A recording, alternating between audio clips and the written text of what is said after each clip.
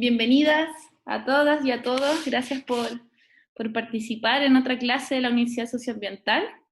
Les voy a contar, bueno, yo soy Macarena, soy del equipo de litigios de FIMA y voy a solamente presentar a la, a la profesora de hoy y contarles que el objetivo de la Universidad Socioambiental, para quienes se están integrando recién, espérenme, hay mucha gente esperando. Contarles que el objetivo de la Universidad Socioambiental es generar un espacio educativo y de reflexión ciudadana virtual abierto a todo público, nacional e internacional, respecto a diferentes materias socioambientales y los principales retos en materia de la crisis ecológica y climática que hoy afecta a Chile y al mundo. La Universidad Socioambiental es organizada por ONG FIMA, fue financiada por la Konrad Adenauer, que la escogió como el proyecto ganador en la Semana del Clima del año pasado, el año 2019, y cuenta con el apoyo de la Sociedad Civil por la Acción Climática, la SCAC. Para facilitar el correcto desarrollo de la clase, les pido que puedan mantener sus micrófonos apagados, y el chat va a estar abierto igual en todo momento, para que puedan hacer preguntas. Y lo que habíamos conversado con Pamela es que vamos a dejar al final de la clase un espacio entre 10 a 15 minutos para que podamos leer las preguntas y pueda referirse a ellas. Así que les pido que las vayan poniendo en el chat. Es un espacio acotado y la clase tiene harto contenido, así que preguntas selectivas. Y igual pueden interactuar entre ustedes también en el chat, va a estar abierto toda la clase. Así que, bueno, sin más preámbulos, les dejo con ustedes a Pamela Po. Ella es de Chile Sustentable y va a ser hoy día la clase de ecofeminismo.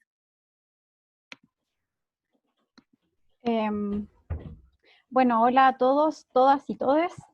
Muchas gracias por interesarse en esta temática. La verdad es que dentro de todo yo he estado descubriendo algunas cosas con respecto al tema del feminismo y por lo tanto creí que era súper necesario compartir algunos conocimientos como para poder ir generando pensamiento crítico y por lo tanto la construcción de la clase tiene dos partes. Una primera parte vamos a abordar el tema del patriarcado primero, ya que hay algunas cosas que como que si bien es como el patriarcado el enemigo, en el fondo a veces no queda claro cuáles son esos elementos del patriarcado porque suenan muy abstractos.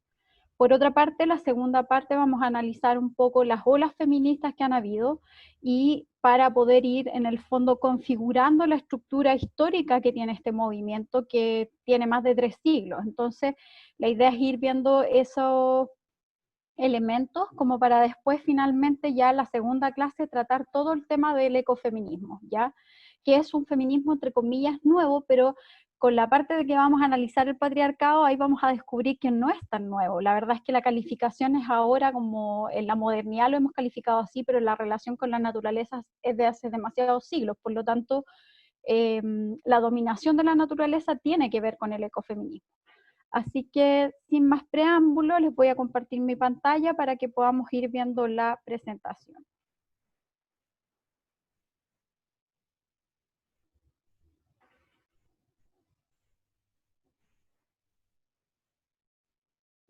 Ahí estamos. Bueno, yo soy Pamela Po, soy magíster en sociología, soy politóloga.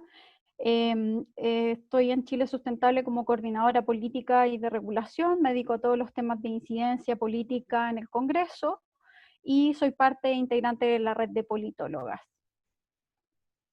Algunos elementos del feminismo que la idea de trabajar estos temas es para poder conceptualizar dicha temática y en el marco en el cual vamos a estar conversando. Por ejemplo, tenemos que ver el tema de la diferencia que existe entre el género, el feminismo y el sexo en el fondo, y esto es como, a ver, ahí sí. Por lo tanto, el concepto de género es la categoría central de la teoría feminista, ¿cierto? Es la noción de género surge a partir de la idea de que lo femenino y lo masculino no son hechos naturales o biológicos, sino que construcciones culturales. Y ahí el máximo exponente es Simone de Beauvoir, que obviamente ella dice que lo que la humanidad ha hecho con la hembra humana en el fondo es como a través de los distintos aspectos en los cuales vamos diferenciando mujeres de hombres, una cuestión cultural, ¿cierto? El tema de los juguetes, el que la mujer tiene que barrer, no sé, se le regala una escoba, etcétera. Como que hay elementos culturales que van haciendo la diferenciación de género. Por lo tanto, son las normas, obligaciones, comportamientos, pensamientos, capacidades, ¿cierto? Y hasta carácter que se han exigido que tuvieron las mujeres que por ser biológicamente mujeres, ¿cierto? El género no es sinónimo de sexo. Cuando hablamos de sexo nos referimos a la biología, ¿cierto? Femenino, masculino.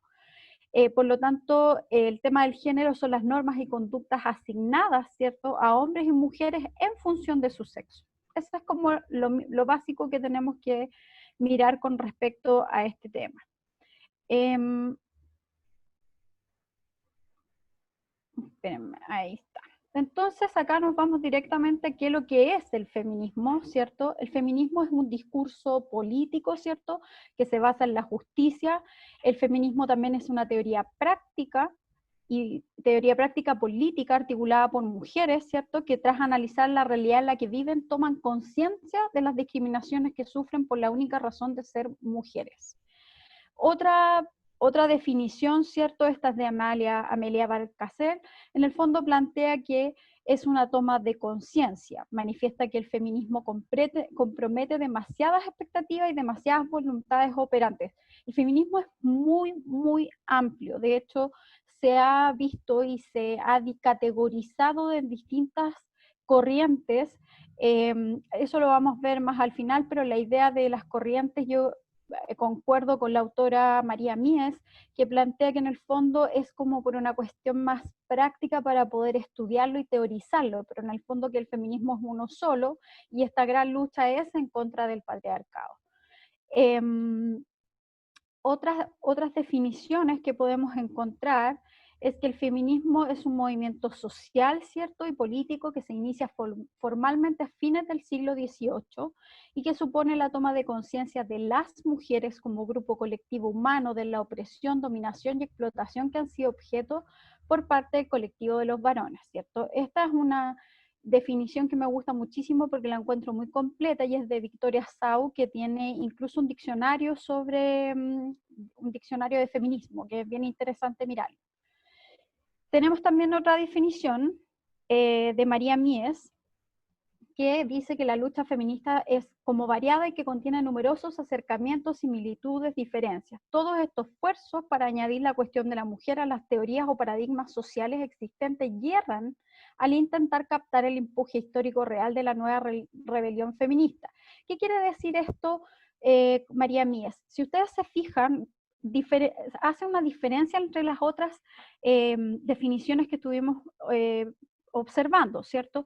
¿Y cuál es la diferencia? María Mies como que es sumamente crítica de encasillar al feminismo en distintas estructuras de teorías. Ella lo valora desde la lógica de que permite estudiarlo. El feminismo tiene distintas corrientes. Tenemos la corriente árabe, latinoamericana, el ecofeminismo, el ciberfeminismo, son muchísimas corrientes. Pero ella en el fondo lo que plantea es que el feminismo es la gran lucha de las mujeres es en contra del patriarcado. El patriarcado como estructura económica, que es la última extensión en el fondo que ha realizado el capitalismo, que se ha ido imponiendo en las distintas fases históricas en el fondo de nuestra historia de los distintos siglos. Ahora, sí, ella tiene una variante en la cual plantea que si bien el sistema capitalista es como el sistema que ha intensificado muchísimo más las relaciones patriarcales, cuando ella estudia las relaciones patriarcales de otras culturas y otros sistemas políticos, como el marxismo, por ejemplo, se da cuenta que también tienen estructura patriarcal, porque a la mujer se le ha dado el rol de doméstico y reproductivo, en el cual el trabajo de la mujer no es en el fondo un trabajo, no es productivo como el de los hombres, ¿ya? Y bueno, aquí entramos ya como en tierra derecha en el fondo de ver qué es el patriarcado. Entonces, el patriarcado es una forma de organización política, económica, religiosa y social basada en la idea de autoridad y liderazgo del varón, en la que se da predominio a los hombres por sobre las mujeres, del marido por sobre la esposa, ¿cierto? Del padre sobre la madre. El patriarcado surgió de una toma de poder histórico por parte de los hombres, quienes se apropiaron de la sexualidad y reproducción de las mujeres y de su producto, los hijos. creando al mismo tiempo un orden simbólico a través de los mitos y la religión que lo perpetúan como única estructura posible. Por otra parte, otra definición es que el patriarcado es un sistema político, ¿cierto? Las formas o intensidad del patriarcado varía. Esto es muy real porque hay patriarcados que son muy, muy fuertes, hay sociedades totalmente patriarcales como por ejemplo la India, y otras estructuras menos patriarcales como en Europa o Estados Unidos, pero igual tienen matices patriarcales, o sea, la estructura, como dice María Mies, es muy patriarcal, esto no lo hemos derribado todavía, hemos conseguido triunfos, pero esto es como una cuestión demasiado estructural.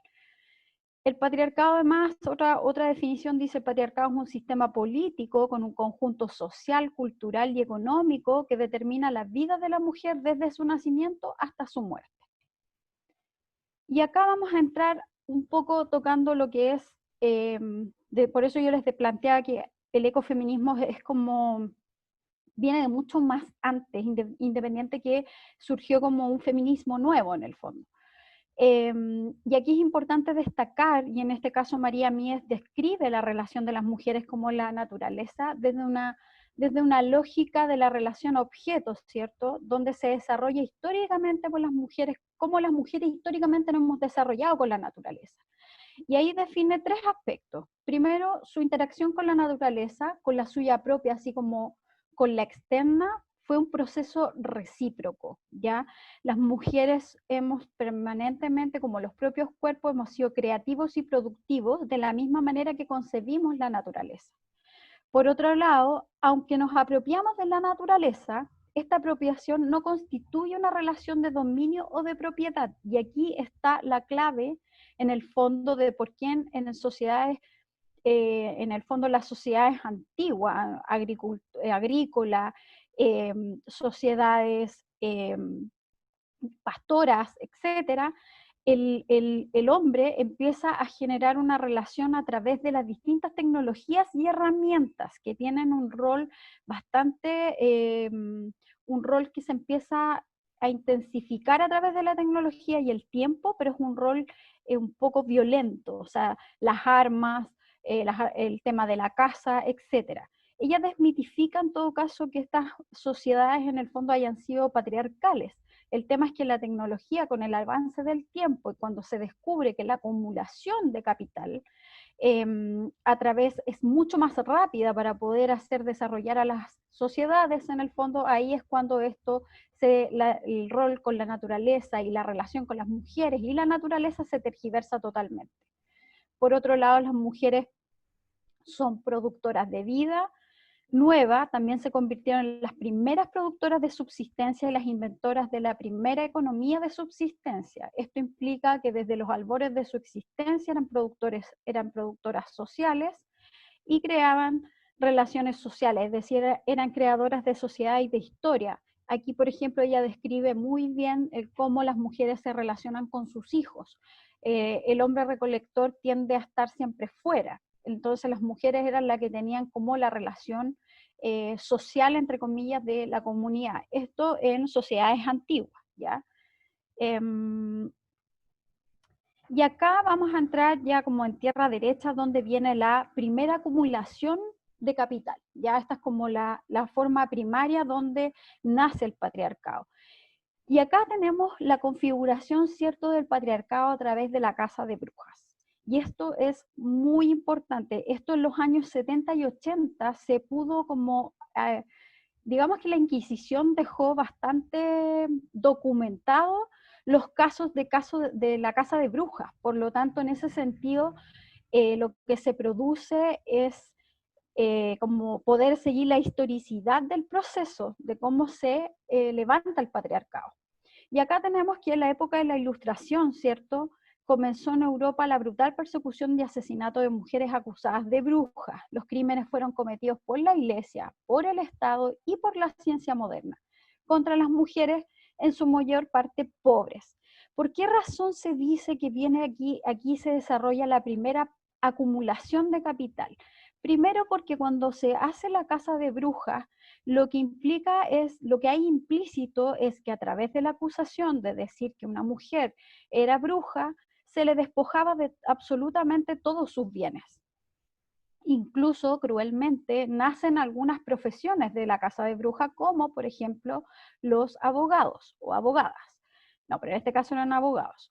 Em, Porque, por ejemplo, una mujer para defenderse de que no era bruja tenía que, en el fondo, muchas familias contrataban abogados. Ahora, la casa de brujas efectivamente afectó a las mujeres más pobres, pero también a mujeres con recursos. Por lo tanto, aquí nace la primera acumulación de capital, en el sentido de que muchos estados, para financiar conquistas hacia otros territorios, cruzadas, etcétera, se financiaron a través del despojo de los bienes de las mujeres que eran acusadas de brujas, ¿ya? Esto duró desde el siglo XII hasta el siglo XVII, o sea, aquí murieron muchísimas mujeres, ¿ya? Los filósofos y los científicos, además políticos, intentaban erradicar la magia y traer el nacimiento del hombre nuevo, o incrementar la tasa de natalidad de estados absolutistas como el francés. Los científicos modernos lo que hicieron, se apropiaron también de los conocimientos de las mujeres, ¿cierto? Las mujeres tenían muchísimos conocimientos desde el cuerpo, ¿cierto?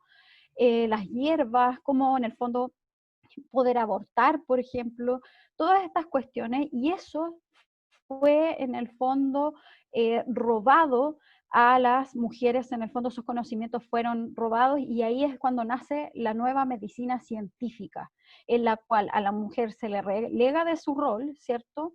Y los hombres pasan a tener el dominio de los conocimientos que eran antiguamente de las mujeres. Todas las mujeres que se dedicaron a temas científicos en esta época, durante la caza de brujas, fueron acusadas de brujas y por lo tanto quemadas, torturadas, etcétera. Incluso, como dato, la pira en la cual se quemaba la bruja era pagada por la familia de la mujer que iba a ser condenada a la quema.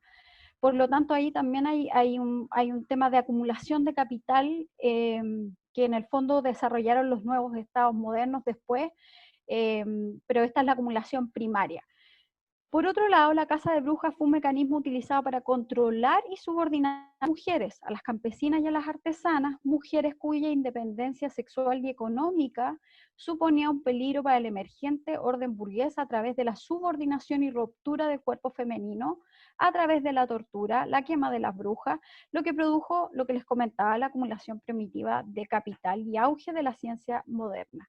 Aquí Francis Bacon, que es como el padre de la medicina, fue realmente una persona que en el fondo ocupó toda la lógica de la Inquisición, tanto del Estado como de la Iglesia, contra las mujeres.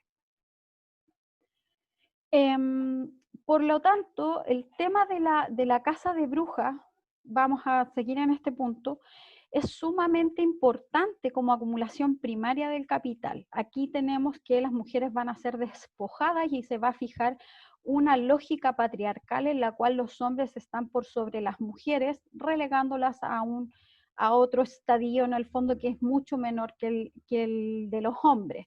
En este caso, la sociedad burguesa necesitaba fijar estos aspectos, dado que se venía todo el periodo de conquistas hacia otros lugares.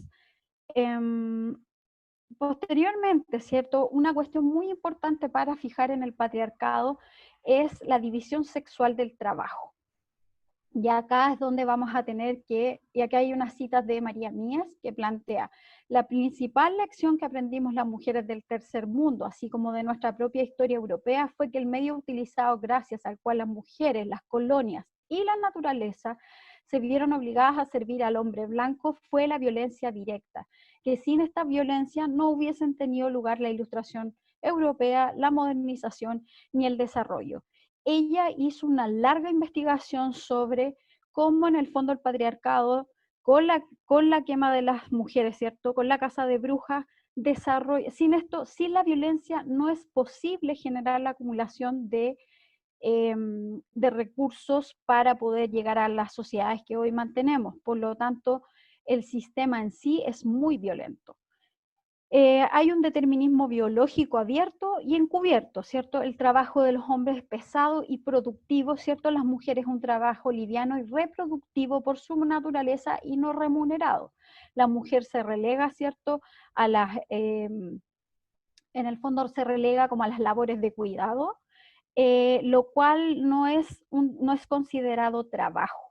Y ahí es donde, en el fondo, María Mies, en el fondo, profundiza y dice, o sea, no hay sistema que se mantenga, o sea, el sistema necesita de que este trabajo sea no remunerado. Uno, porque las mujeres producen clase trabajadora, y dos, porque las mujeres en el fondo si empezaran a cobrar por su trabajo, sus labores de cuidado, en el fondo tendrían ciertas libertades, tendríamos otro rol en la historia y sería un proceso mucho más lento de acumulación de capital. Por lo tanto, se requiere el trabajo gratuito de las mujeres. Por otra parte, la masculinidad y la feminidad no son cualidades biológicas, sino que son resultado de un largo proceso histórico. En cada época histórica, la masculinidad y la feminidad se han definido de diferentes maneras. O sea, este es un tema cultural. Tenemos posteriormente, y aquí María Mies, yo creo que lejos es la autora que he leído que más profundiza en este tema, y ella habla de la colonización y la domesticación, ¿ya? Primero, la colonización se desarrolla después de la acumulación primaria de capital, ¿cierto? Que se hace a través de la caza de bruja. Como se acumula tanta riqueza, lo que conlleva posteriormente es a utilizar la guerra y la conquista, ¿cierto? Siendo dichos elementos el modo de producción más productivo, ya que incluso la guerra y la conquista permiten acumulación de riqueza ya mucho más a otro nivel, ¿cierto?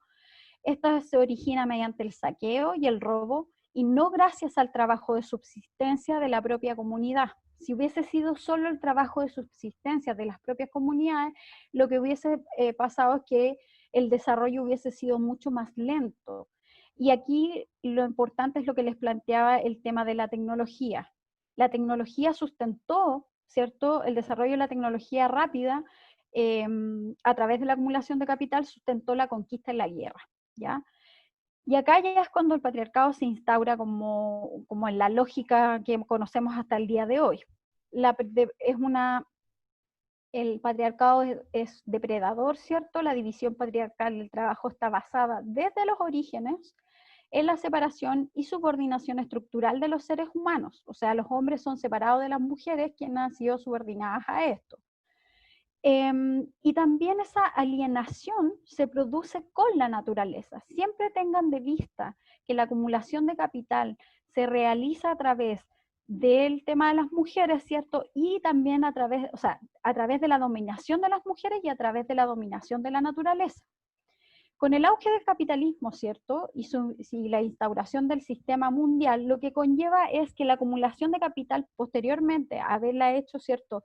En la misma Europa, por decirlo así, esto se expande hacia los distintos continentes y ahí es cuando ya tenemos como las colonias ya son vistas como parte de la economía, o sea, tenemos, por ejemplo, los grandes imperios europeos saqueando en el fondo a América Latina, América completa en el fondo, y tenemos también cómo se saquea África en la misma lógica. Se les declara, ¿cierto?, como territorios salvajes, naturaleza silvestre, ¿cierto?, a la espera de ser explotados, domesticados por los civilizadores masculinos, ¿cierto? Y acá tenemos que el tema de la colonización y domesticación está muy desarrollada y relacionada con las mujeres y el medio ambiente. Por otra parte, se demuestra que la tecnología y las ciencias modernas logran establecerse en la violación y el ataque violento contra la madre tierra, que hasta ese momento aún era considerada como un organismo vivo. Hasta antes, ¿cierto? La lógica era no afectar a la madre tierra, ¿cierto? Posteriormente viene la caza de brujas, la acumulación de capital, ¿cierto? Y se expande la acumulación de capital. En este caso aquí, por ejemplo, pongo a Francis Bacon como ejemplo, que es el padre de la ciencia moderna, fue uno de los que propugnaron el uso de los mismos métodos violentos utilizados por la Iglesia y el Estado para arrancarle a las brujas los secretos, ¿cierto? Justamente la tortura y la Inquisición para saquear los secretos de la Madre Tierra. Incluso existía en esa época el tabú contra la minería. En el fondo había un respeto al vientre de la madre tierra y por la prohibición de agujerearlo, en el fondo, había una prohibición, ¿cierto? Pero esto fue destruido por la fuerza, por lo que los nuevos patriarcas querían acceder a los preciados metales y obras y otras materias primas escondidos en el vientre de la tierra. Todo esto fue destruido en el fondo y se instala como el ascenso de la ciencia moderna con su visión mecanicista y física del mundo. Se sustentó en el asesinato de la naturaleza como organismo vivo y su transformación en una gran reserva de recursos naturales. Imagínense, como desde la Ilustración en adelante ya empieza a instalarse esta lógica en la cual la Tierra es una reserva de recursos naturales o materia.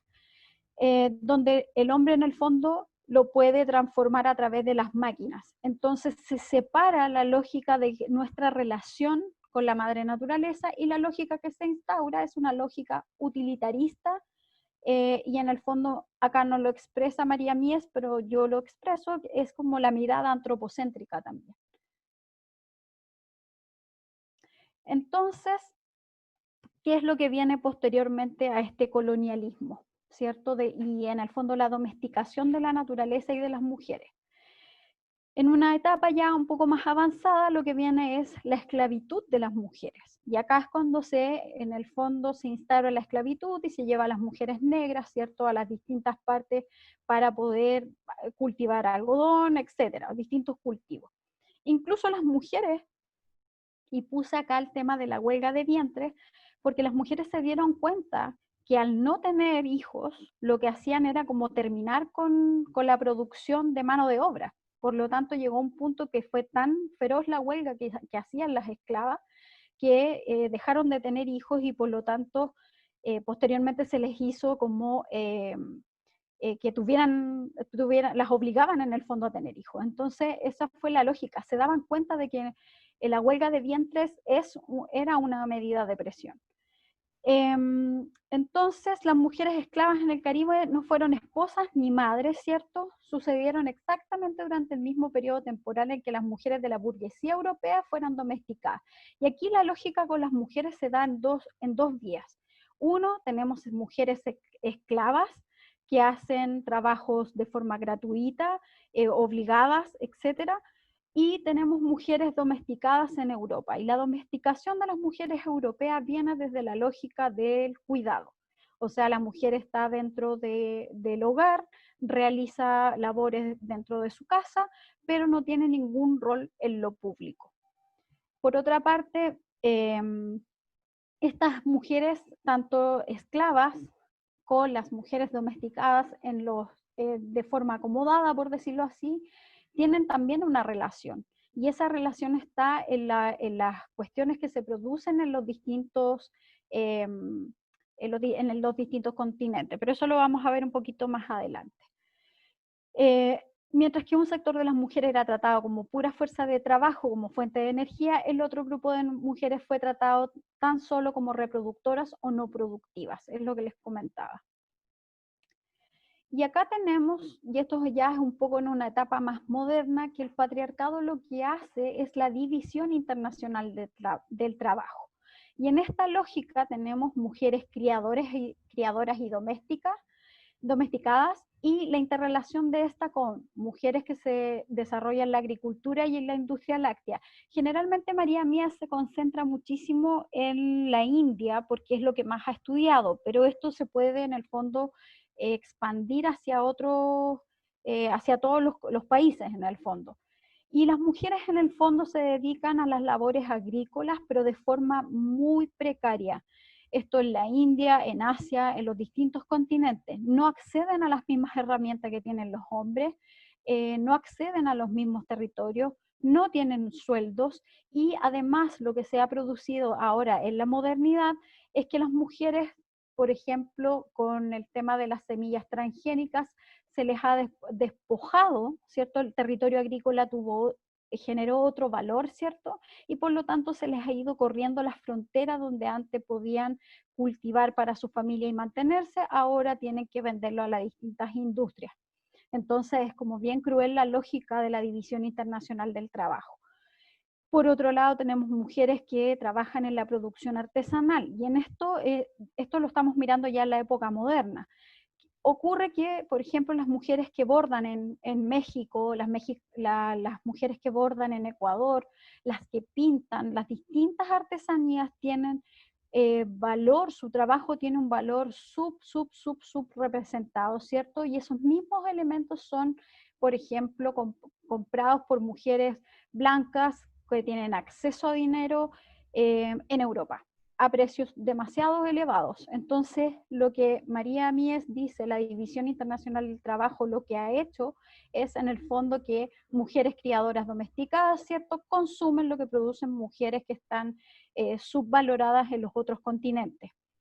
Por otro lado, dice, por otro lado existen las mujeres en la industria electrónica, y acá tenemos que, sobre todo en Asia, existen muchísimas industrias donde se contrata a mujeres jóvenes sin hijos y que tienen manos pequeñas, ¿ya? Porque tienen que producir una cantidad de piezas de software de distinta industria electrónica, ¿cierto?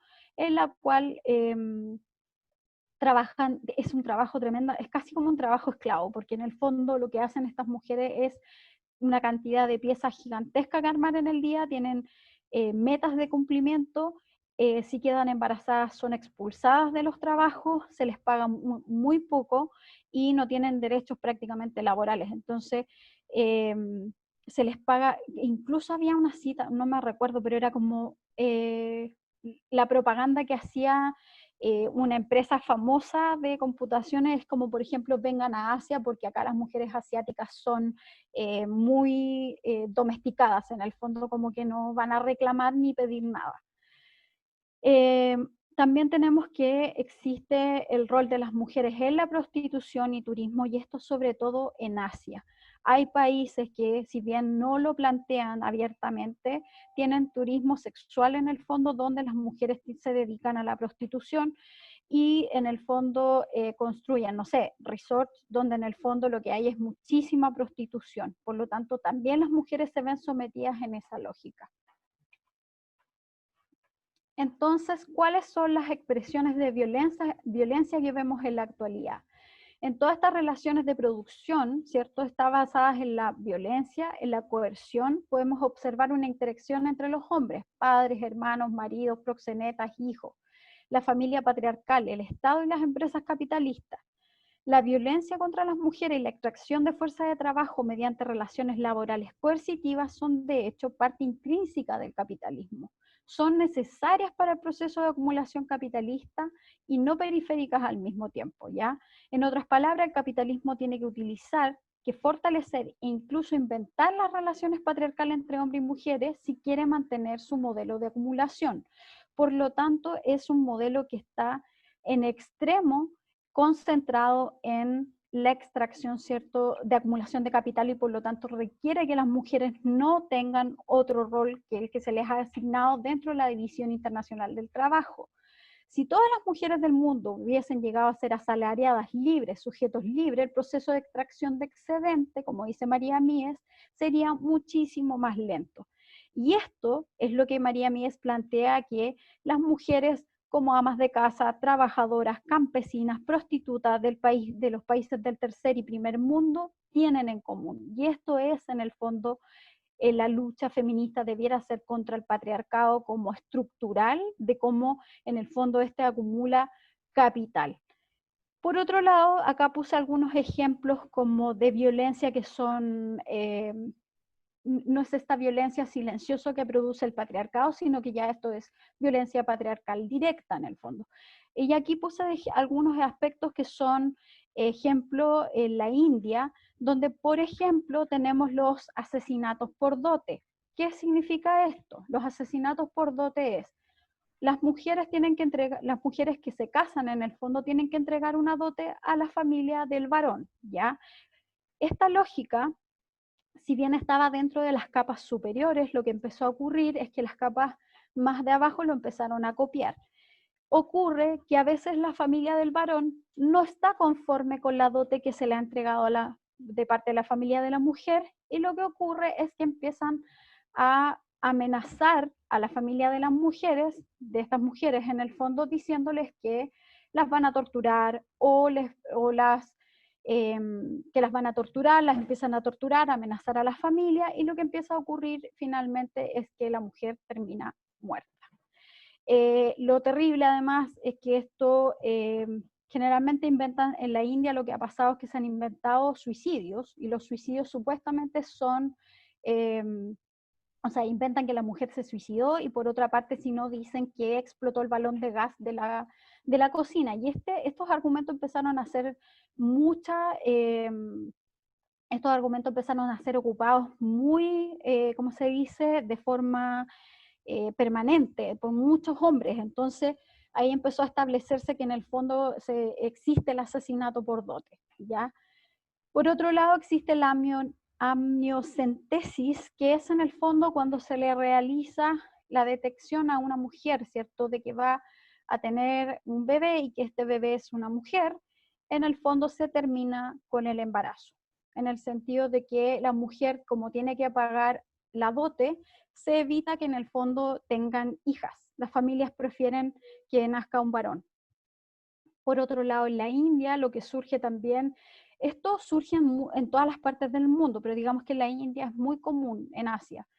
Y tenemos el tema de las violaciones grupales. En general en la India se ha establecido que las violaciones grupales generalmente las realizan la policía y los militares. Está muy estudiado este tema, la verdad que hay muchísimos testimonios en la India, se han generado distintos movimientos feministas, los cuales han denunciado todas estas temáticas, lo cual es sumamente violento.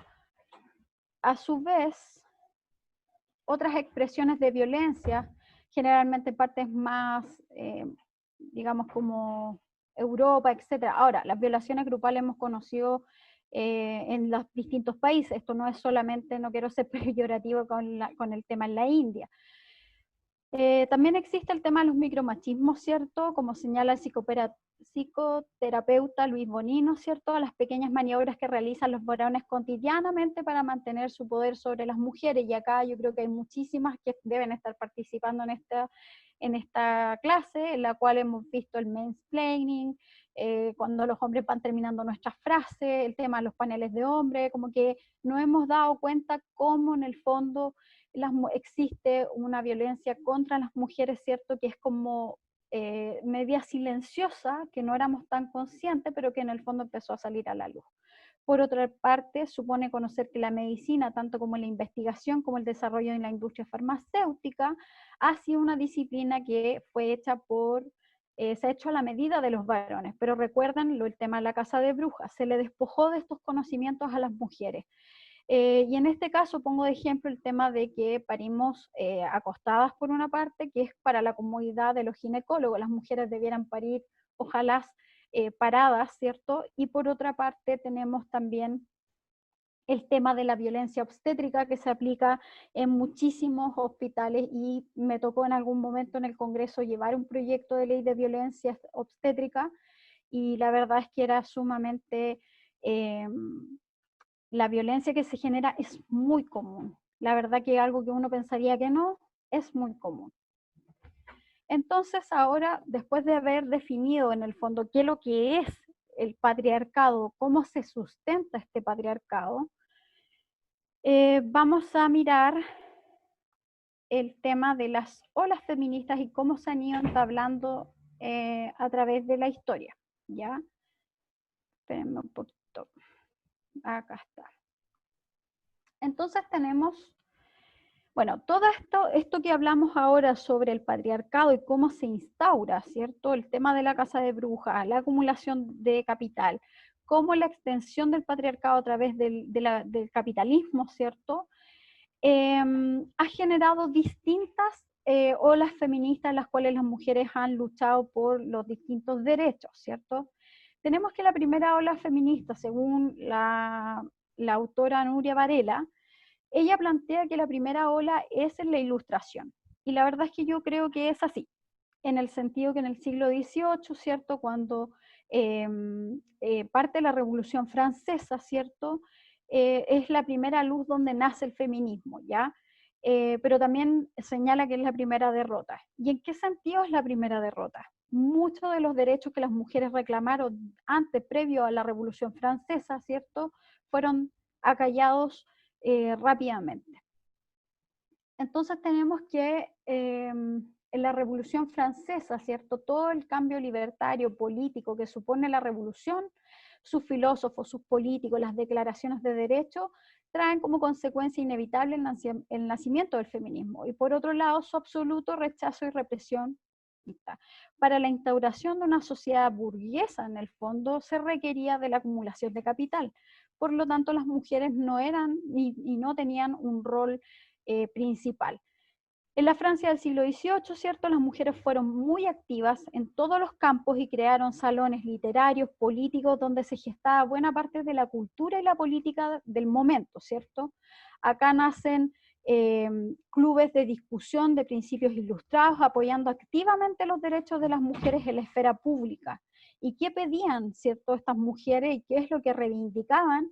Es fundamentalmente el derecho a la educación, el derecho al trabajo, derechos matrimoniales y respecto a los hijos y derecho al voto.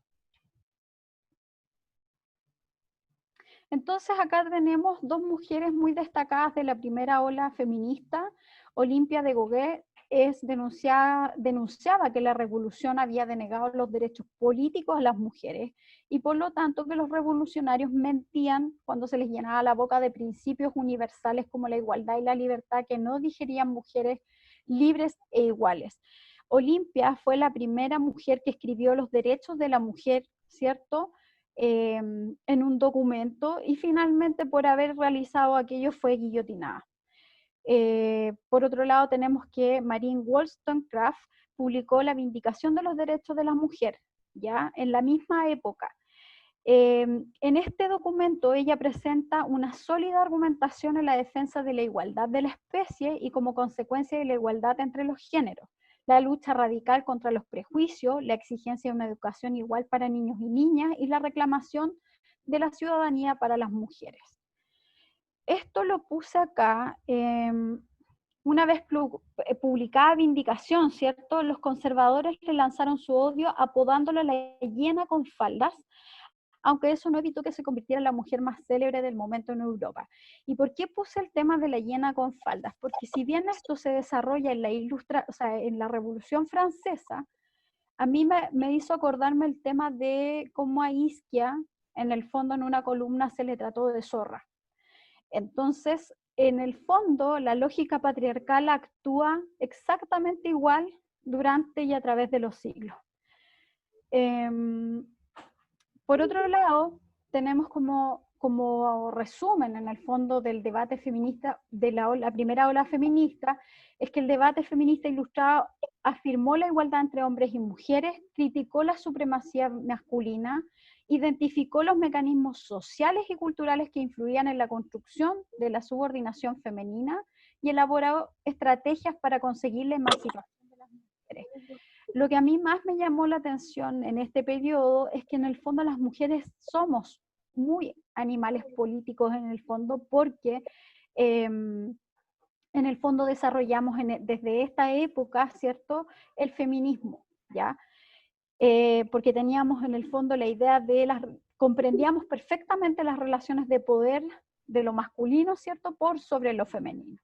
Por otro lado, el poder masculino reaccionó con saña, dice Nuria Varela. En 1973 se instauraron las siguientes políticas. Las mujeres fueron excluidas de los derechos políticos recién ganados con la revolución, ¿cierto? Se disuelven los clubes femeninos, no pueden reunirse en la calle más de 5 mujeres y muchas mujeres fueron encarceladas e incluso guillotinadas, ¿ya? En 1795 se prohíbe a las mujeres asistir a las asambleas políticas y 15 años después, en el fondo, los derechos matrimoniales, Napoleón instaura en el fondo que las mujeres tienen que obedecer al marido, ¿cierto? Solo pueden divorciarse si es que hay concubinato en el domicilio conyugal. Las mujeres además aquí no tenían derecho a administrar su propiedad, ni fijar o abandonar su domicilio, ni tampoco ejercer la patria potestad por sobre los bienes, ¿ya? Tampoco podían emplearse, ¿cierto?, sin permiso de sus maridos, tampoco podían quejarse de la violencia de ellos. La obediencia, el respeto, la abnegación y el sacrificio quedaban fijadas como virtudes obligatorias. Además se fijó el delito específico para las mujeres como el adulterio y el aborto, cosas que hasta el día de hoy en algunos países persisten. Posteriormente tenemos la segunda ola feminista, ya que aquí es cuando nace el movimiento sufragista, ¿ya? Este movimiento surge en Estados Unidos en el siglo XIX, en donde las mujeres lideran la lucha en contra de la esclavitud primero, y posteriormente estas mujeres van derivando a la construcción política y demanda de poder tener el voto de la mujer, ¿ya? Además, esto surge en Estados Unidos porque además Estados Unidos estaba inmerso en otro proceso que es el movimiento de la reforma moral, ¿ya? La reforma protestante, que se inicia con Lutero en la Europa del siglo XVI frente a la Iglesia Católica. Un hito importante en la segunda ola feminista, ¿cierto?, el movimiento sufragista en Estados Unidos es la Declaración de Seneca Falls o la Declaración de Sentimientos, que es una reunión que se realiza en una iglesia en la cual asisten mujeres y hombres en el fondo y en donde se anuncia, ¿cierto?, el marco, ¿cierto?, donde como el programa político de las feministas que demandan en esta época derechos sociales, civiles y religiosos, ¿ya?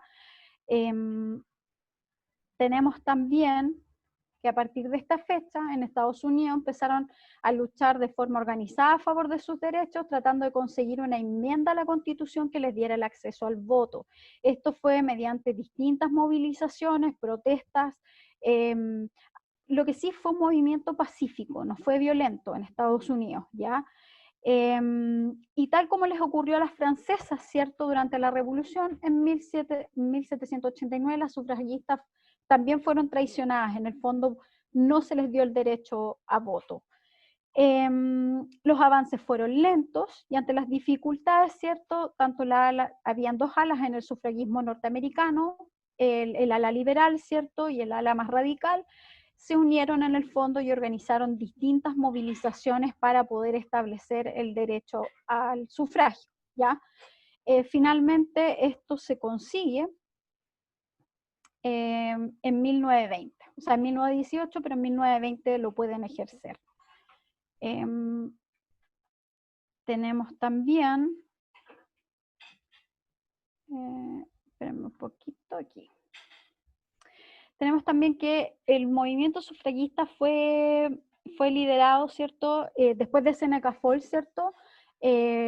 Charlotte Woodward fue la única de esta reunión que se hizo inicial, donde sale la declaración de sentimientos, ¿cierto? Fue la única que finalmente pudo votar en las elecciones presidenciales de 1920. Por lo tanto, el movimiento sufragista fue un movimiento que durante décadas fueron luchando por este tema, en el cual muchas no pudieron ver el resultado de aquella lucha.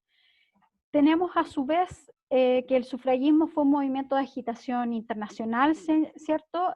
Señala Amelia Valcárcel, que presenta en todas las sociedades industriales en el fondo, porque esto tuvo dos objetivos, el derecho a voto y los derechos educativos, que no estaban ampliamente para las mujeres. Y esto se consiguió en alrededor de 8 décadas, ¿ya? El movimiento sufragista además se le debe la política democrática, al menos dos grandes aportaciones, dice Valcárcel. Una es la palabra solidaridad, en el fondo evitando la palabra fraternidad, porque la fraternidad se da entre los hombres, ¿ya? Por lo tanto, aquí nace la palabra solidaridad, y por otro lado, los métodos de lucha cívica actuales, que son las marchas, la presión a los distintos políticos, las distintas lógicas en el fondo de protesta de la época moderna. Por otro lado, el sufragismo se inventó las manifestaciones, la irrupción de oradores mediante preguntas sistemáticas, la huelga de hambre, el autoencadenamiento, la tirada de panfletos, etc. Por lo tanto, todas estas cuestiones las vemos hasta ahora en la actualidad. Tenemos también el sufragismo inglés, que por una parte fue pacífico en un principio, pero también tuvo sus momentos violentos, ¿ya? En el movimiento sufragista inglés lo que hizo fue muchas veces buscar la lógica de incidir dentro del Congreso o del Parlamento inglés, ¿ya? La primera petición de voto para las mujeres fue presentada al Parlamento británico en 1832, ¿cierto? 3 décadas más tarde, ¿cierto? Hubo una nueva petición que fue firmada por 1.400 mujeres, ¿cierto? Y si bien esto fue rechazado, finalmente se crea el movimiento permanente que es la Sociedad Nacional Pro Sufragio de la Mujer, liderada por Lydia Becker, ¿ya?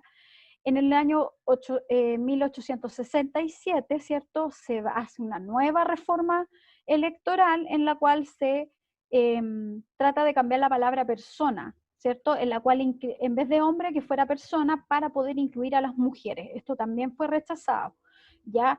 Posteriormente las mujeres estaban tan cansadas de esta lucha que ya llevaba como alrededor de 4 décadas que lo que ocurrió fue que Emily Davison hizo una protesta en el fondo, la carrera de caballos del rey, ¿cierto? Que se realizaba todos los años durante muchísimos años, era un evento muy famoso. Y en el fondo, Emily lo que decide es lanzarse hacia el caballo del rey y fallece.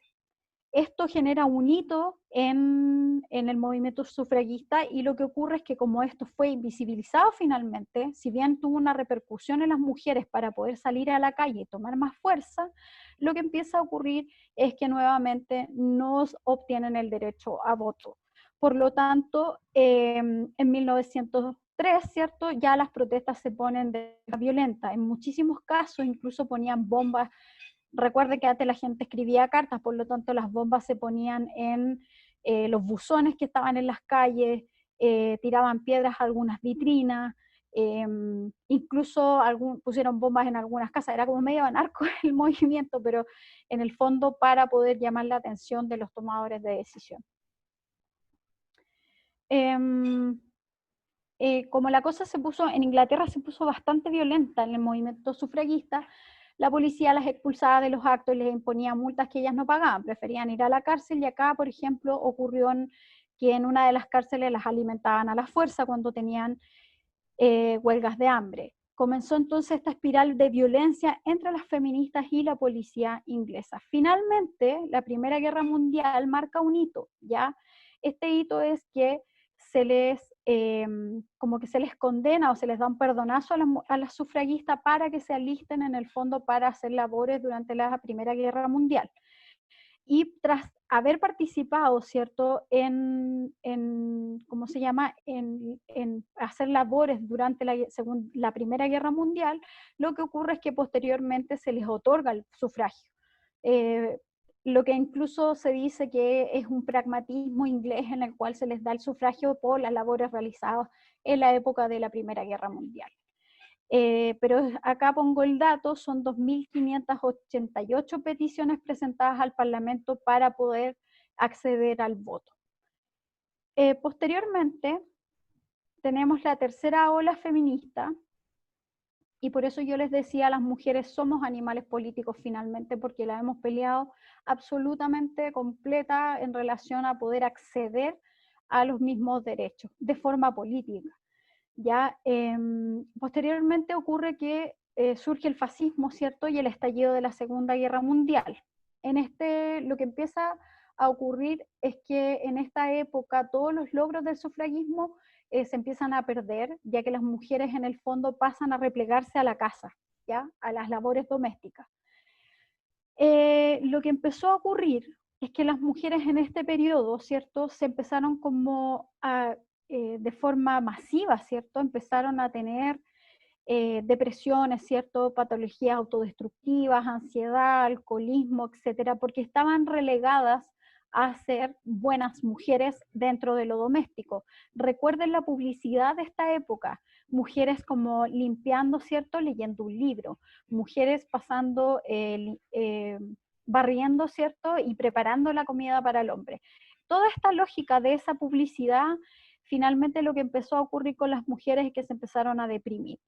Y Betty Friedan fue quien lo detectó, ¿cierto? Y investigó y desentrañó y puso nombre. De hecho, ella misma, cuando empieza a investigar, ella fue tremendamente maltratada por su marido, ¿ya? Y toda esta experiencia que ella vivió la empezó en el fondo a desentrañar y le puso nombre a lo que nadie se atrevía a decir que era este problema sin nombre, ¿ya? Ocurrió que la mística de la feminidad se publicó en 1963, ¿cierto? Que es el libro de Betty Friedan, ¿ya? Donde describe este problema. Su importancia estuvo en que pudo descifrar con lucidez el rol opresivo y asfixiante que se había impuesto a las mujeres, ¿cierto? De medio mundo, y analizar el malestar y el descontento femenino, ¿ya? Ella contribuyó además a poner la primera piedra creando la Organización Nacional para las Mujeres, cuya sigla es NOW en inglés, que significa ahora ya. En la declaración de este movimiento, ¿cierto? Los principios del NOW, solo el aborto quedó fuera de las reivindicaciones que quería Friedan, ¿ya? Por otra parte, la influencia de este movimiento se genera también el feminismo radical, que empujó a las más jóvenes a sumarse a él y abandonar a las liberales. El movimiento del NOW era más liberal, ¿ya? Pero años después, cuando le llegó el declive al feminismo radical, el liberal también se había reciclado, por lo tanto también tuvieron un protagonismo como feminismo y como movimiento político. Por su parte, el feminismo radical se desarrolló en 1967 y 1975 y puso patas arriba tanto la teoría como la práctica feminista y de paso la sociedad. Esto es un poco lo que en algún momento Julieta Kirkwood acá decía, el tema de democracia en la calle y también en la casa, en el fondo. Y acá es donde empieza el tema de la autonomía del cuerpo, el interés por la sexualidad, ¿cierto? La diferencia que diferencia el feminismo radical tanto de la primera y segunda ola feminista, ¿ya? Empieza a ver una relación en cuanto al cuerpo de la mujer. Y acá tenemos... dentro de la tercera ola, ¿cierto? Para las radicales, en el fondo, para el feminismo radical no se trata solo de ganar el espacio público, ¿cierto? O la igualdad en el trabajo, la educación o los derechos civiles y políticos, sino también que es necesario transformar el espacio privado. Son herederas de la revolución sexual, ¿cierto? De los años 60, pero desde una actitud crítica. Ya no son las puritanas del siglo XIX. Y ahí es donde hay una diferencia con la primera y la segunda ola. Además de revolucionar la teoría política y feminista, las radicales hicieron 3 aportaciones, ya que como mínimo, que fueron muy importantes: las grandes protestas públicas, ¿cierto? El desarrollo de los grupos de autoconciencia y la creación de centros alternativos de ayuda y autoayuda. Yo creo que aquí con esta lógica es donde nace como el tema de la sororidad entre las mujeres, de generar círculos de ayuda. Por otro lado, las feministas no solo crearon espacios propios para estudiar y organizarse, sino que también desarrollaron salud y ginecología, animando a las mujeres a conocer su propio cuerpo, y fundaron guarderías, centros para mujeres maltratadas, centros de defensa personal. El feminismo radical nació en Estados Unidos, pero lograron expandir todo esto a las distintas partes del mundo.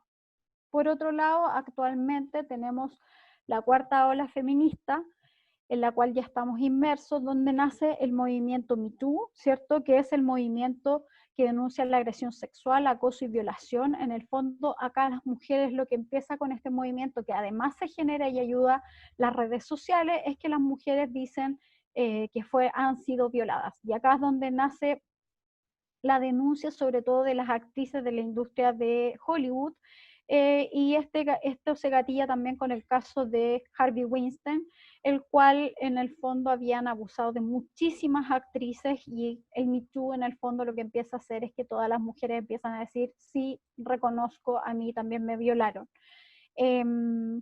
Por lo tanto, empieza a activarse un nuevo caldo de cultivo con estos movimientos. Por otro lado, por acá, por el lado latinoamericano, tenemos el movimiento Ni Una Menos, ¿cierto? Y el movimiento por el aborto.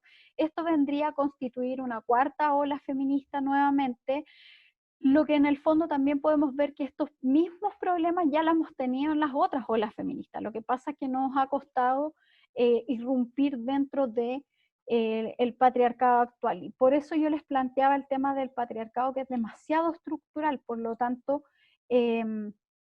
cuesta desentrañarlo porque está ligado además a la acumulación de capital. Y por último tenemos las distintas variantes del feminismo, que como les planteaba al principio, si bien existe el feminismo cultural, el feminismo de la diferencia, etcétera, el feminismo lesbiano, el feminismo de las mujeres negras, el feminismo institucional que se dedica como desde las conferencias internacionales, ¿cierto? El feminismo académico, que es el que nace en las universidades. También tenemos el feminismo latinoamericano, árabe, musulmán. Si bien tenemos todas estas variantes de feminismo, lo interesante de observar es que estas variantes las podemos, en el fondo, como yo concuerdo con María Mies, si bien esto nos ayuda para poder caracterizar los distintos problemas de las mujeres en las distintas partes del mundo, ¿cierto? O desde las distintas lógicas que se van generando, la lucha que tienen las mujeres hoy en día es una y es en el fondo echar abajo el patriarcado porque este domina a las mujeres desde la lógica de la acumulación de capital y esa es la gran mega lucha que tenemos. Esta nos sirve en el fondo, estas categorías nos sirve para estudiarlo, para entenderlo.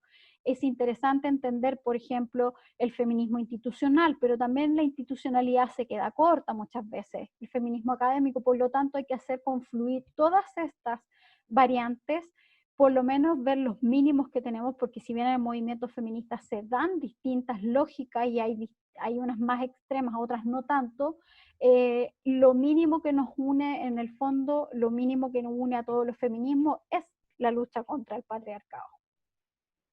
Y hasta ahí me quedo hoy porque deben estar con el cerebro frito todos. Yo lo tengo por el tema de que era muchísima información, pero creo pertinente haberlo abordado todo porque haberlo abordado todo debido a que es necesario hacer la construcción del feminismo, entenderlo desde las distintas olas, ¿cierto?, históricas que tiene, como también el tema del patriarcado, qué es lo que comprende, ¿cierto?, para poder después abordar cuáles son los temas ambientales que están surgiendo desde el colonialismo que hemos explicado, ¿cierto?, cómo la mujer y el tema de la acumulación de capital se ligan a la naturaleza para poder en la próxima semana abordar ya de lleno el tema del ecofeminismo. Gracias, Pamela. Estuvo súper interesante tu clase. No hubieron muchas preguntas. Me gustó esa acotación que hicieron en el chat de que este era un espacio en que había menos mansplaining que en los otros cursos. Entonces que había menos comentarios. Y hubieron hartos aportes de parte de hartas, así que muchas gracias por todo.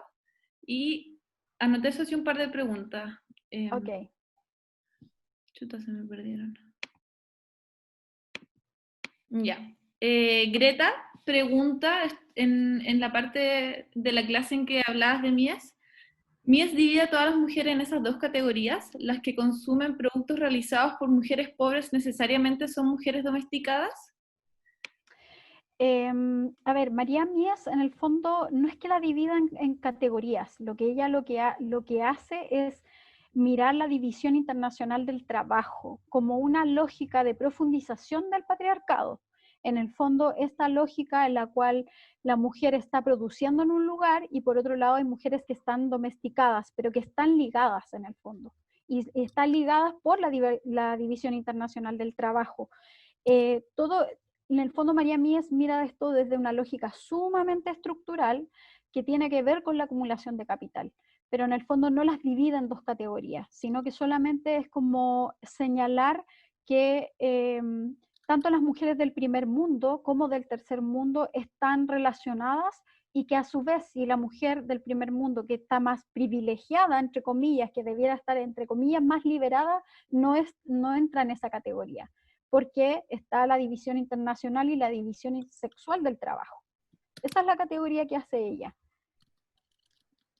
Mira, te voy a leer todas las otras que son poquitas y ahí puedes responder todas. Karen Vera también después pregunta qué hay del reconocimiento internacional de lo que se denomina terrorismo sexual, especialmente en países de África, o solo se ha mantenido como violencia sexual. Nicole Mansuy, te las digo todas y después... Ya, súper. Nicole Mansuy, ¿cuándo surge la economía feminista? Y Emilia Suazo pide recomendaciones de lectura, algo que también se repitió después. Y después Manioli, recomendaciones de lectura de feminismo negro, que también se Perfecto. repitió, y han habido un par de recomendaciones ahí en el chat también para que estén atentos. Perfecto. Mira, con respecto al tema de como terrorismo sexual, yo creo que está dentro de la lógica de la violencia que se utiliza, la violencia sexual. Si ustedes leyeran, yo les recomiendo sí o sí el libro de María Mies, porque ella salen muchísimos ejemplos, sobre todo, por ejemplo, el tema de la casa de brujas. Es espeluznante leer el capítulo porque uno en el fondo se da cuenta de cómo se torturó a las mujeres, cómo en el fondo se utilizó también la violación del cuerpo en miles de aspectos, y por otro lado también se aborda la violencia sexual dentro de la época moderna. De hecho, ella estudia muchísimo el tema de la India, pero porque realmente es muy violento. O sea, no sé, a una mujer, por ejemplo, le cortan los senos porque no le pagan la dote. O sea, hay temas que son muy brutales, entonces realmente ella ahonda y profundiza como de forma sistémica. Ahora, Mías escribe este libro en los años 80. Lo que pasa es que ella, como es alemana, no fue traducida al español y por lo tanto el libro no es tan conocido, pero en el fondo en el habla inglesa sí. Con respecto a feminismos negros, bueno, Angela Davis es como el ícono del feminismo negro, ¿cierto? Eh, yo igual puedo, no sé si les puedo, si están interesadas me pueden escribir al mail y yo les puedo mandar la información, porque tengo muchísimos libros al respecto. Eh, por lo tanto, ahí el feminismo negro, Angela Davis, pero hay otras. También con respecto al feminismo, a ver, aquí, ¿quién leo? Estoy poniendo también en el chat los libros que habías puesto en la descripción del curso. Sí, yo tengo una carpeta gigantesca que se las puedo compartir en el fondo para que puedan acceder a los libros. Por lo tanto, es como, esa es la lógica, pero yo creo que el tema de Mies, yo creo que es un libro vital en el fondo con respecto a la violación. Ahí tenemos, bueno, las tesis, basaron sus tesis en las, ay, se me olvidó la autora, en las tesis de, es que tengo a Silvia Federici en la cabeza, ya, pero ella, Silvia Federici, lo que escribe un poco la descripción de la casa de brujas, que está el Calibán y la bruja, ya, que también se desarrolla un poco como lo hace María Mies, ya, pero María Mies es la pionera de esta lógica de describir todo lo que estaba en Rita Segato. Muchas gracias, ahí lo pusieron. Las tesis basan su tesis con respecto a la violencia en Rita Segato. También tengo libro de ellas y se los puedo compartir. No sé si hay más preguntas. Bueno, ahí pidieron libros de feminismo negro y yo creo que sería bueno eso del Drive y podemos mandar el mail, ¿te escriben ¿Sí? a ti y ahí se los compartes o lo Sí, hacemos sí, a ver? Ya. sí, sí. Yo ahí les puedo compartir toda mi mail es pamelapo con 2 o @chilesustentable.net. Y ahí lo escribí, sustentable.net.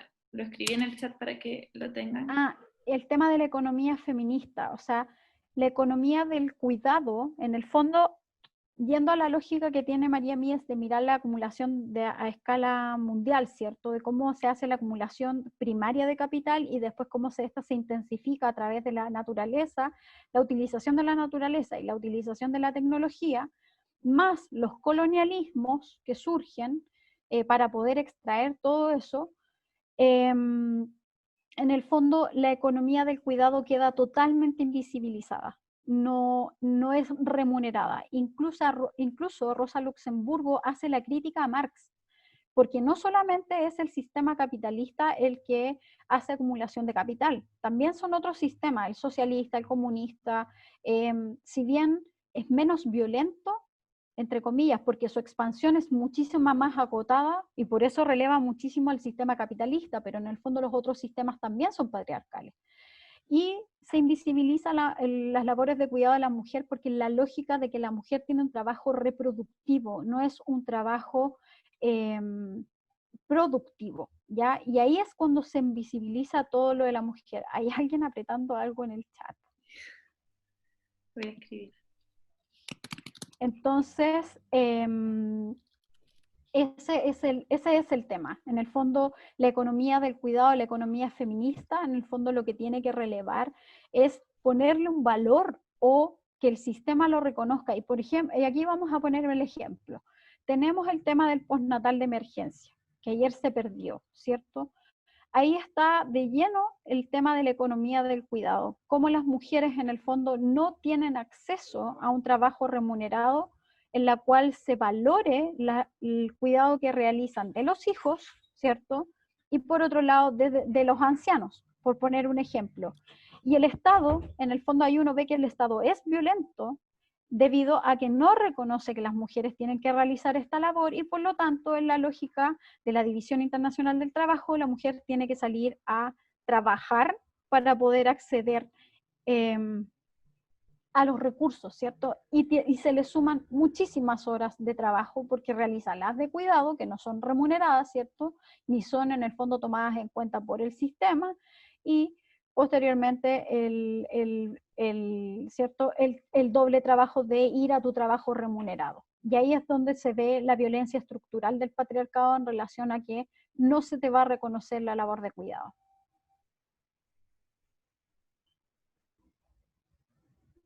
Han preguntado también si es que en las próximas clases se va a comentar de ecofeminismo en Chile. Saludos, Pame. Esa es Bárbara. Sí, pues la idea es comentar el tema del ecofeminismo acá, ¿cierto? Y también del ecofeminismo. En general, el ecofeminismo nace como de la lógica de la mujer rural, en el sentido de que la mujer genera soberanía alimentaria, cuidado de las semillas, pero también hay algunas teorías más modernas, por lo tanto ahí las vamos a revisar. La idea también es ver la lucha que realizan las mujeres en los territorios en Chile. Los conflictos socioambientales en muchísimas partes están levantados por mujeres, que son en el fondo las que tienen que enfrentar. Un ejemplo de aquello fue Minera Los Pelambres, ¿cierto? Cuando llega a Caimanes, ¿ya? La comunidad se divide completamente, la empresa divide a la comunidad y lo que surge finalmente es que las mujeres son las que defienden el medio ambiente. De hecho, en la comunidad de Caimanes hubo muchísimas separaciones, etcétera, porque los hombres se iban a trabajar a la minera, ¿cierto? Y las mujeres son, entre comillas, las que quedaban dentro de las labores de cuidado o quedaban defendiendo el medio ambiente.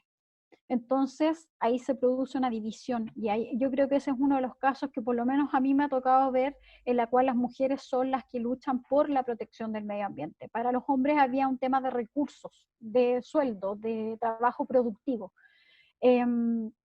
Por lo tanto, por ejemplo, en el tema del agua de Petorca, también podemos ver ahí que hay cierta lucha femenina en el fondo por preservar la vida.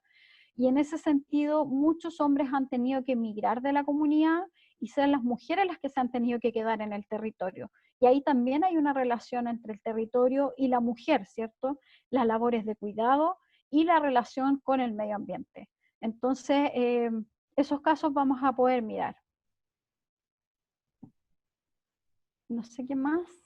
Acá hay queda poquito tiempo, así que en general han salido un par de dudas sobre el feminismo en Chile. Tal vez en la próxima clase podría Abordar algunos, ok, uh, podemos abordar un par de láminas con del eso. feminismo en Chile y acá creo que hay una pregunta que también puede ser tal vez resuelta en la próxima clase o para que todas la vayan pensando que me parece muy interesante.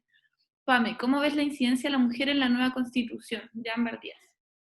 O sea, yo creo que el tema, a ver, la cuarta ola que pegó acá, o sea, en Chile, ¿cierto? La ola feminista que tuvimos y que tenemos todavía, desde el 2018 en adelante, yo creo que volvió a generar la conciencia de que la estructura patriarcal en este país está muy mal. Dentro de todo lo que ha sucedido, tanto del estallido social, el tema de la nueva constitución, etcétera, lo que podemos ver es que las mujeres están totalmente movilizadas, ¿cierto?, para poder participar del proceso. Y recuerden el tema de la ley de paridad. ¿cierto?, que impulsaron distintos movimientos feministas para poder generar en la Convención Constitucional la paridad, en el fondo que las mujeres puedan acceder. Ahora, el hecho de que la Convención Constitucional sea paritaria no significa y no nos asegura que la estructura sea antipatriarcal, porque obviamente hay mujeres que son muy patriarcales también.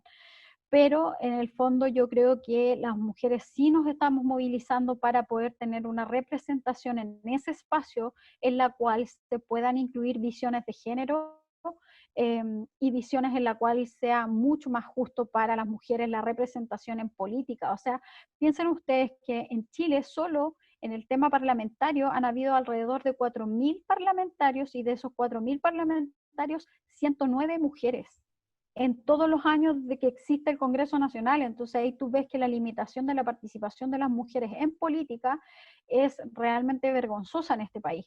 Por otro lado, si ustedes ven lo que yo les planteaba dentro de la presentación, es que las mujeres somos animales políticos.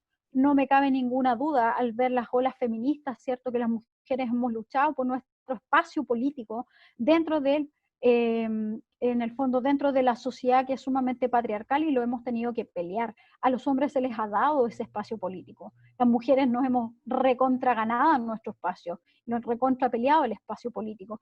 Por lo tanto, no veo una constitución en donde las mujeres no tengan participación y creo que las mujeres vamos a estar muy presentes en la calle, en las distintas lógicas que podemos incidir, desde las redes sociales hasta comunicados, cartas, de todas las lógicas. Piensen ustedes que lo que se rechazó ayer con respecto al postnatal de emergencia, surgieron miles de tweets, cartas, o sea, un montón de cosas que la cual nos estamos haciendo presente en los distintos espacios políticos, ¿cierto? Y las distintas luchas que tenemos que llevar adelante. Muchas gracias, Pamela, de nuevo por tu clase. Más que preguntas, de hecho, en el chat está lleno de felicitaciones, agradecimientos, emociones. Están todas muy felices con tu... Yo estaba súper temerosa porque la verdad es que debo confesar que era súper complejo resumir como muchas, o sea, resumí como 500 años como en 30 láminas. Entonces era complejo que dejaba fuera, que era lo que dejaba adentro. Entonces, pero creo que el tema de tener claro de qué lo que es el patriarcado es muy vital para poder en el fondo defender de mejor forma nuestras propias ideas también. Entonces, para tener clarito el norte hacia dónde luchamos. Yo creo que eso era lo más que me interesaba dejar claro dentro de esta clase. O sea, yo también aprendí muchísimo al hacerla, así que eso, nada, muchas gracias por participar y estar. Ya. Sí, y gracias a todas también, todos y todas los que asistieron a esta clase de la Universidad Socioambiental. Para más información pueden meterse en la página web usocioambiental.cl. Si tienen dudas sobre la certificación, todo pueden escribir ahí al mail que sale. La gente detrás organizando está súper atenta a todo. Y la siguiente clase con la PAME es el ecofeminismo. El otro jueves. El otro jueves a la misma hora, para que estén atentes todos. Y eso sería todo entonces. Bueno, lo último a acotar, que las clases de junio ya están cerradas, pero las clases de julio están abiertas por si es que se perdieron alguna clase que les interesara también. No sé si quieres agregar algo más tú, Pame. No, solamente muchas gracias por asistir, lo hice con mucho cariño, porque igual o sea, me hubiese encantado poder interactuar en vivo y en directo en el fondo, porque ahí salen otras dinámicas, pero es súper complejo hablarle como a una pantalla, porque no los veía, pero cualquier cosa me pueden escribir, y podemos despejar dudas y intercambiar cosas. Yo creo que el tejido de las mujeres es sumamente importante que lo sigamos construyendo, sigamos siendo sororas. Yo creo que vamos a derrotar el patriarcado en algún momento, espero estar viva para poder verlo, pero en el fondo creo que tenemos que seguir conquistando los espacios porque hemos estado relegadas demasiado tiempo y no lo merecemos. Así que vamos ahí en la lucha y seguimos peleando. Gracias. Eso, muchas gracias a todos. A todos por el esfuerzo. pamelapo@chilesustentable.net. Ese es el mail que siguen ahí preguntándolo, está un poquito más arriba en el chat. A veces igual es más directo que me pregunten por Twitter, porque como que estoy pegada siempre ahí, contesto y la gente me escribe y me piden documentos, proyectos de ley, etcétera. A veces por Twitter es mucho más fácil que les conteste que por el mail, y a veces agrupo correos, entonces hago una cadena de mail y a todo el mundo le respondo en un solo mail. Entonces se los voy a anotar acá para que me escriban, y material tengo muchísimo. Este es el Twitter. Tengo material, tengo harto, entonces les puedo compartir la carpeta, etcétera. Así que me escriben solamente, ahí yo feliz, contesto. Listo, que estén súper bien, chiquillas. Gracias, muchas Chiquillos. gracias. Que estén Y súper gracias a los chiquillos que estuvieron igual. Habían varios, los vi en la lista. Así que eso, muchas gracias, que estén con súper. 250 personas participando, así que un súper esfuerzo de parte, yo creo, de todas las personas que estamos acá, que intentamos seguir haciendo vida y construyendo redes en pandemia. Así que gracias a todas. Totalmente. Listo, gracias. Adiós. Chao.